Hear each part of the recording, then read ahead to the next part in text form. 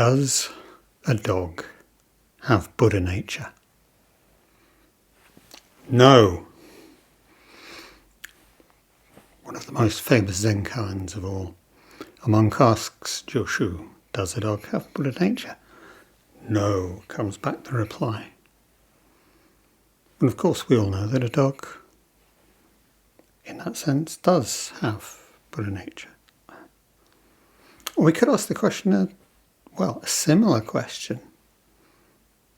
Question inviting the same field of response. And this would work better if we were actually in the Zendo together, but I am here. Do I have a body? No. So what's going on here?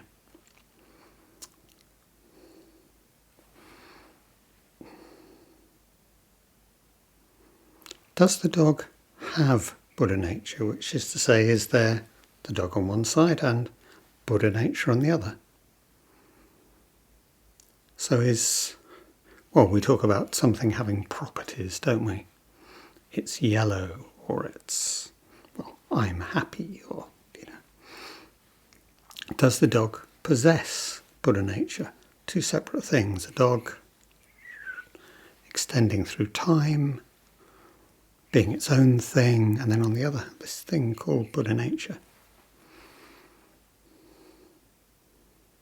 Does a dog possess Buddha nature in the same way that I might possess a pair of shoes?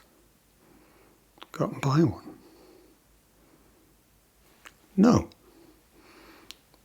And the first part, and I don't really want to talk about this koan, but it seemed like a handy place to begin.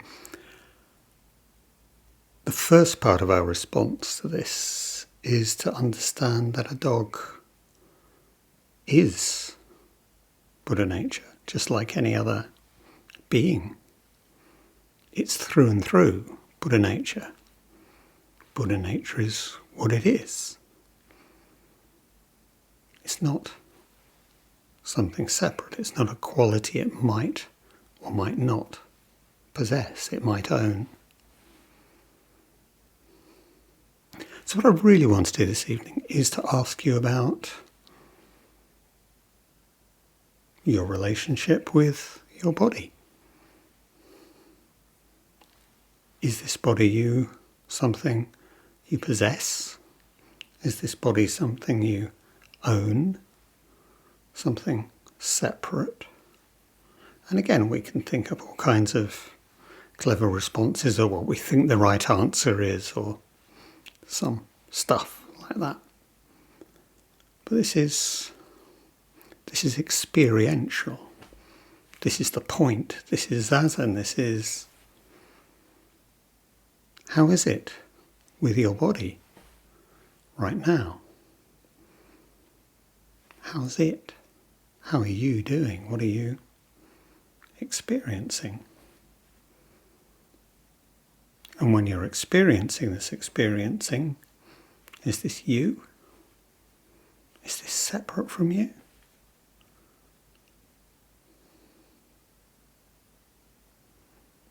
I mean, we can strain all we like to think about this, really. And I don't know, if you're like me, you probably have spent some time straining to think about this. That's not really what we're after.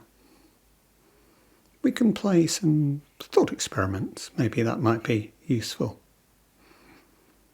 And in one sense, what we're talking about is the difference between what we mean by really the two core verbs in English and most related languages.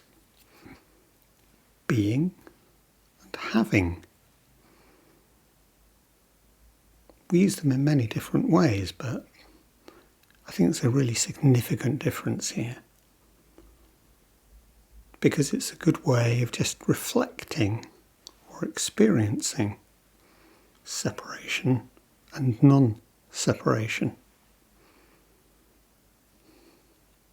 So, thought experiment.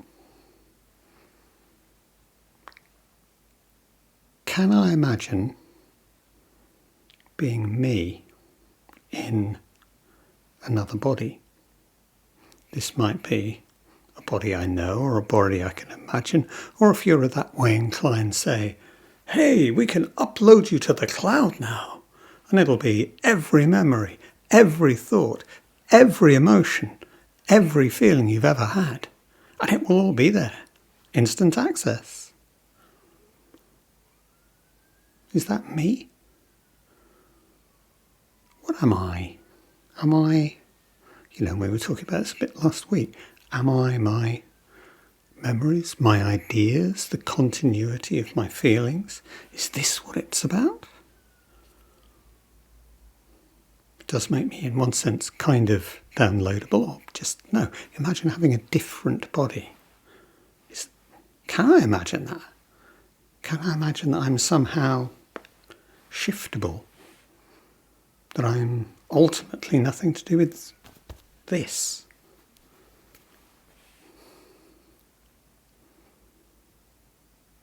So that's one way in which I could, that's how I experience myself.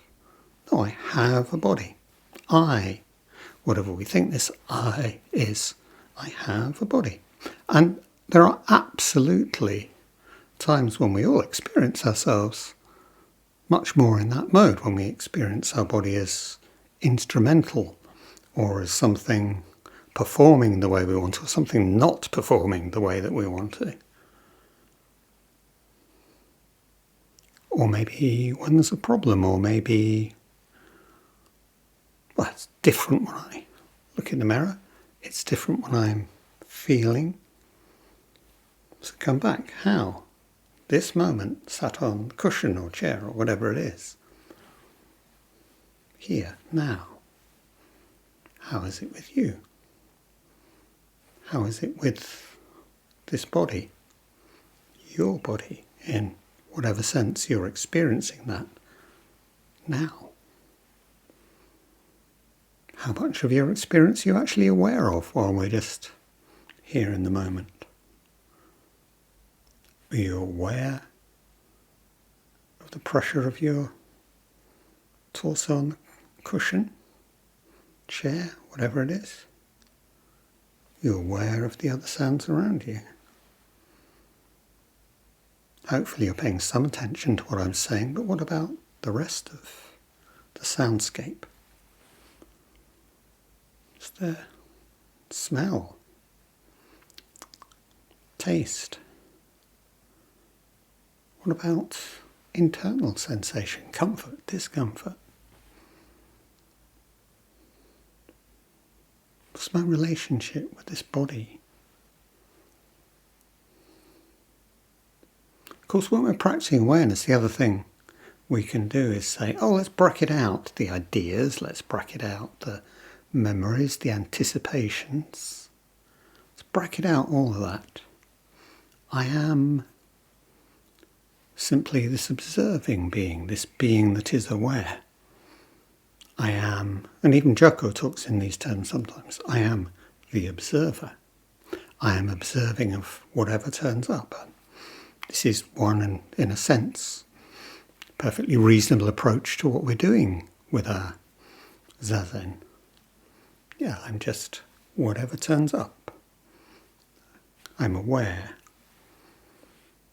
And we can then start to abstract, yes, I am this awareness itself, and that's it, independent of what I'm thinking, independent of what's feeling is going on.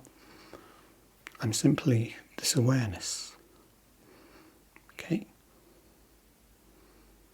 In a sense, I'm the owner of this awareness. There's still very much a kind of sense of a me here.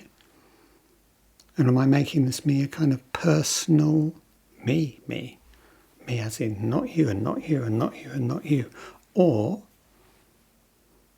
am I going to experience it as some kind of, and I don't mean literally seeing, but some kind of golden thread of consciousness that links the infinite past and the infinite future that is both me and not me, and maybe I see that as universal, as being all of us, and maybe I take not separate in that sense. Yes, it's all one, and we're all part of it. Okay. What these kind of two attitudes share is that they're disembodied, either as the personal me or the observer, or transcendental consciousness. It's not the body. I am not this body. I have a body, but I am not this body. Separate.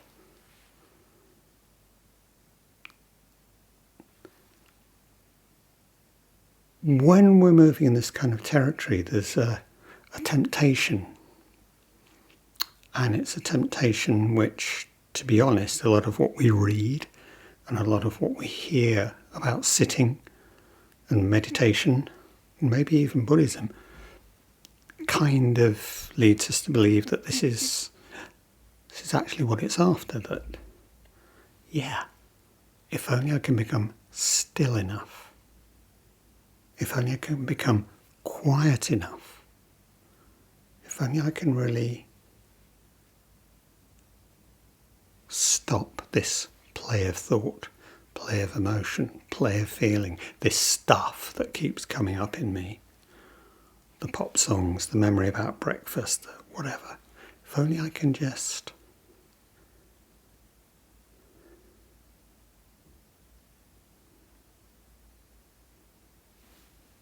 press pause on that enough, completely enough, thoroughly enough, maybe then I'll be able to lift the veil, see behind the curtain to true reality. Whether I'm thinking of that in terms of the true me, whether I'm thinking of that in terms of eternal consciousness. And the thing is here, if we're trying to do that, if we're thinking that that's where I'm going, then we're very definitely thinking in terms of purity, a purification practice. I'm trying to get rid of everything inessential, rid of all the accidents, rid of all the impediments, rid of everything that's stopping me, lifting the veil, seeing behind the curtain. What other things might I think I see? Well, I might see no self. I can see, I'm aware of the thoughts.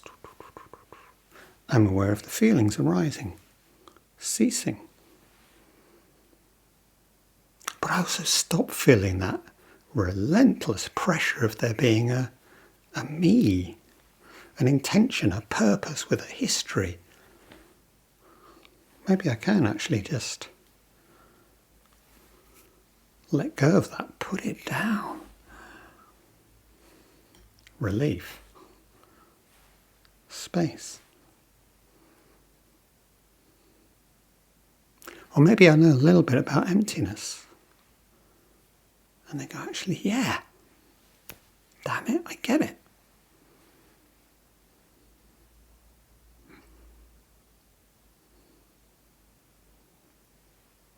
Nothing.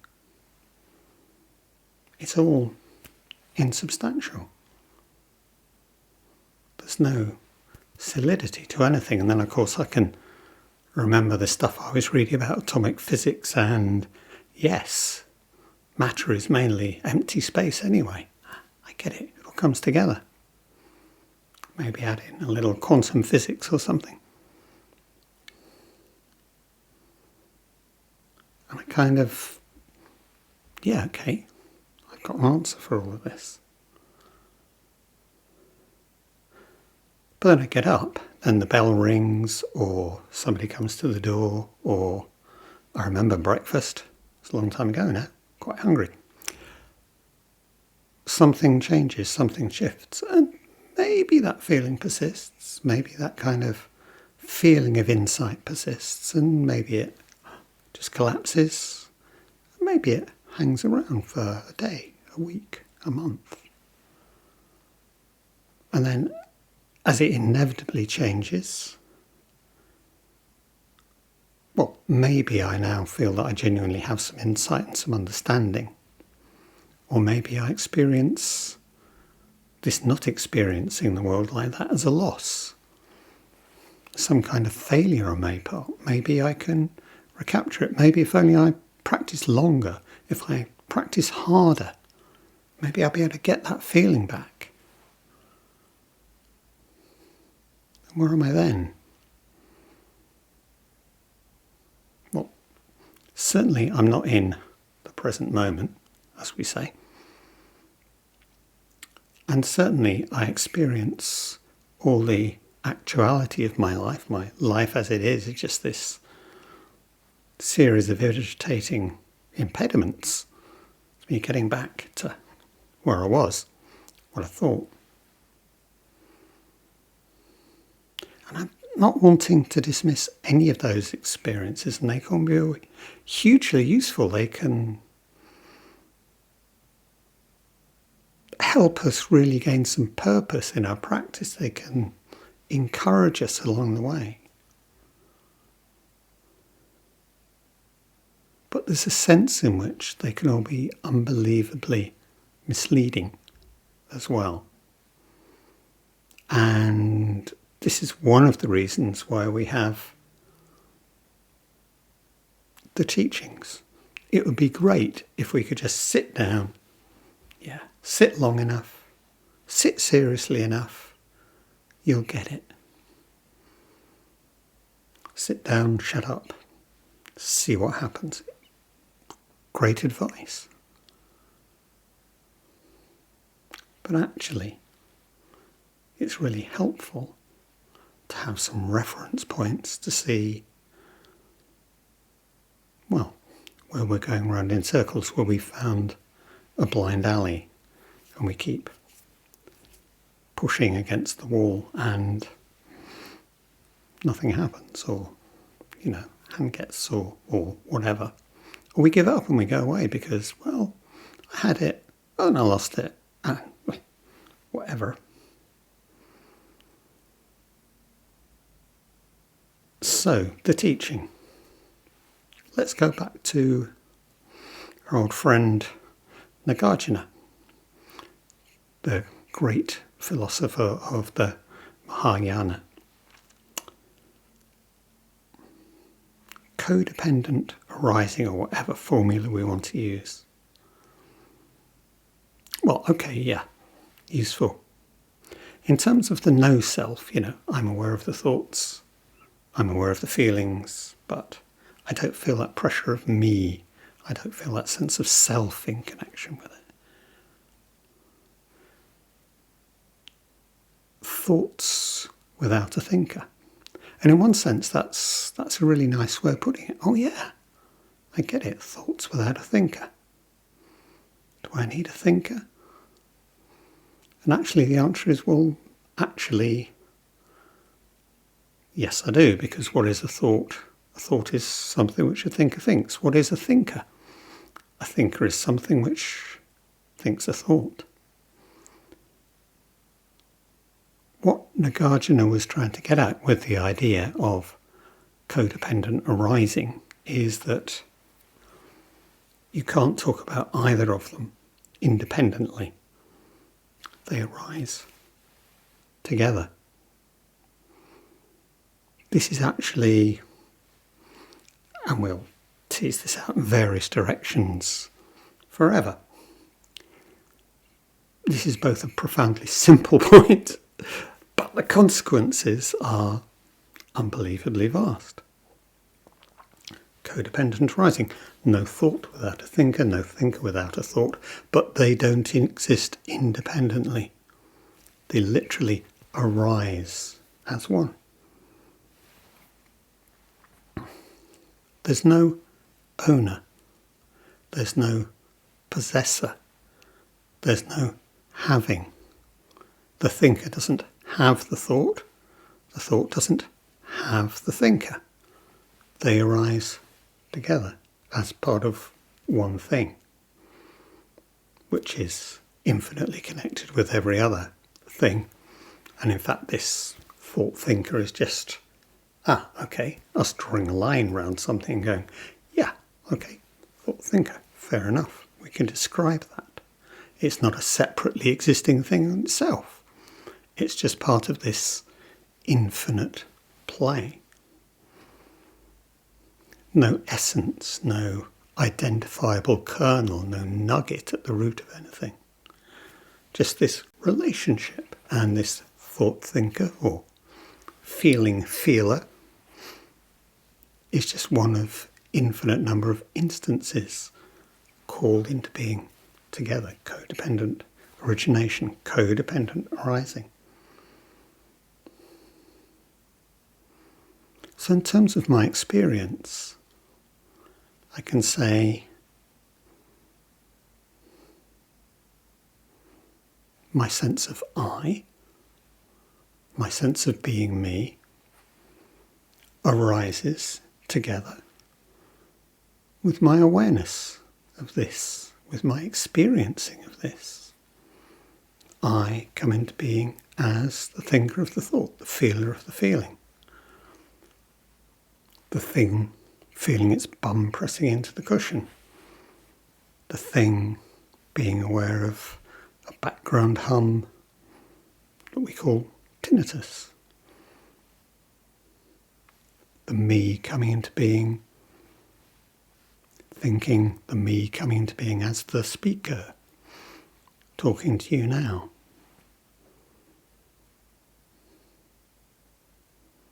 And the complex interrelationships of all these different comings and ceasings is,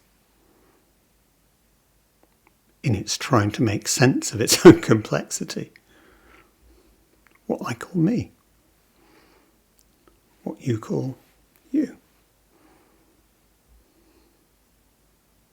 That's a very radical idea because there's nothing behind the curtain.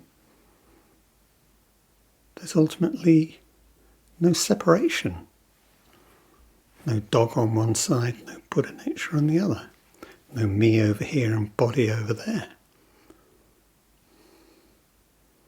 Just as Buddha nature is what the dog is, body is what I am. And by body I include, obviously, the full experiencing, the feelings, the sensations, the perceptions, the thoughts, the hopes, the fears. All of these arising and ceasing.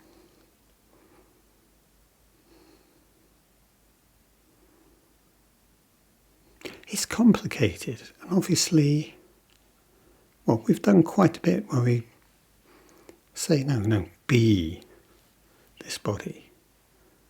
Be your anger. I say, well, what's that mean? And it, frankly, it isn't immediately obvious. And if I could just point and give you a list of instructions, that'd be fantastic. Or actually, it'd be completely useless. But it takes coming back and being coming back. Can I allow myself to be my anger and not something I hold at a distance, something I turn away from? Because we're very good at pushing bits of us to one side, forgetting, repressing, ignoring, not noticing. Some of the stuff which we call the unconscious, which we share. But we're good at this stuff. We're good at not noticing.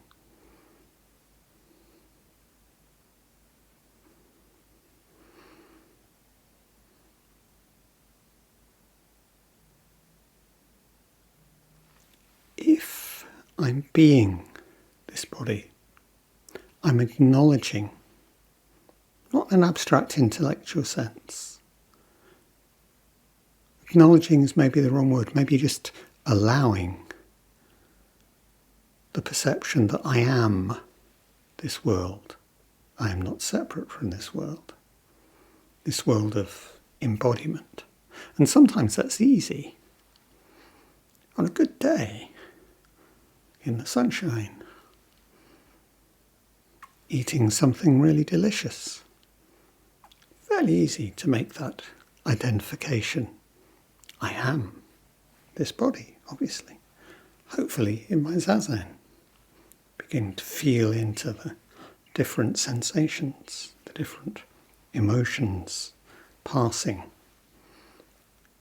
calling me into being as they arise and fade. Harder when I'm in pain. Harder when this body is resisting. Harder when any number of different aspects can make me feel like I wish I wasn't this body, like I wish I didn't have this body. And yet obviously this body is my life as it is. This body is the world. This body is my being in the world.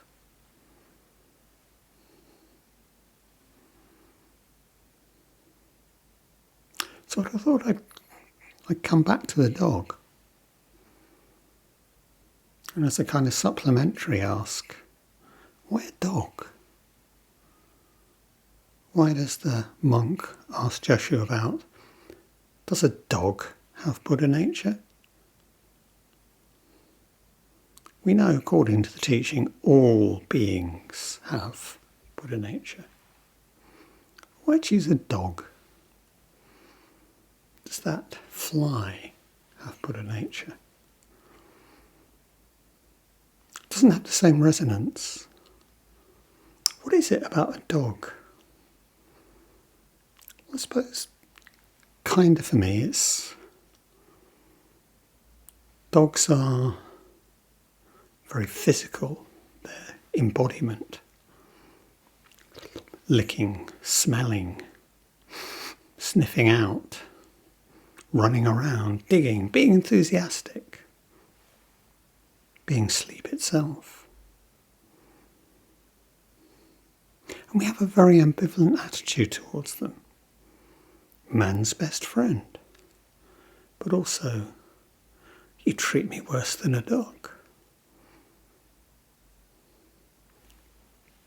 Ambivalence.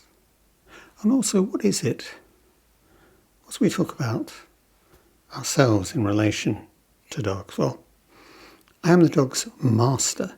And we've been talking about mastery. And I think it's the most, well, yes, the dog is in that sense, my servant. The dog's supposed to do what I want. The dog is the lesser.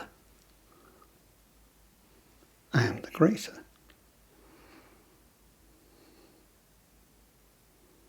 So is there really no difference between us? Surely, having Buddha nature should be special. It should make us special. Surely. Looking for enlightenment, practicing, doing all this serious stuff. Surely that should make us special. Surely that should make us different from a dog. No. What is it that a dog really wants? Food, obviously. Warmth, not too much, not too little. Relationship, wants to go and sniff other dogs, hang out with people, maybe run around in a pack for a bit. What is it that I want? Food. Definitely warmth, not too much, not too little. Definitely relationship. One of Barry's little sayings, but one we, you just take these on board and live with them. You can't be yourself by yourself. You can't be human. In fact, you can't be a being without relationship, but you very definitely can't be a human being without relationship. That relationship with your caregivers, the people that you offer care to, who you share with in whatever sense. Relationship, it's at the core of what it is to be human. As I say, in a sense, it's what I share with a dog. It's what I share with all beings. My embodiment, my vulnerability, my mortality, my needing things. Which brings us back to the question, what is more truly me? Me, in whatever sense I mean that. The things which identify me as separate, as different, as special? Or am I really the things I share with all beings in this particular form, this particular body as embodiment? My life, however long or how short it turns out to be. The particular pain that I feel as part of suffering, dukkha. The particular joy I feel as it finds me. All this I share, all that makes me not separate.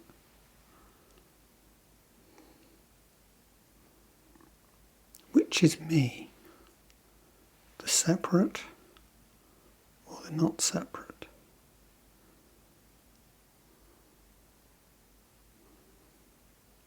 How's your body? Right here, right now. Is it something you have? Something you are? Practice asks us above all to be honest about this. To be honest about our conflicted, complicated and messed up states.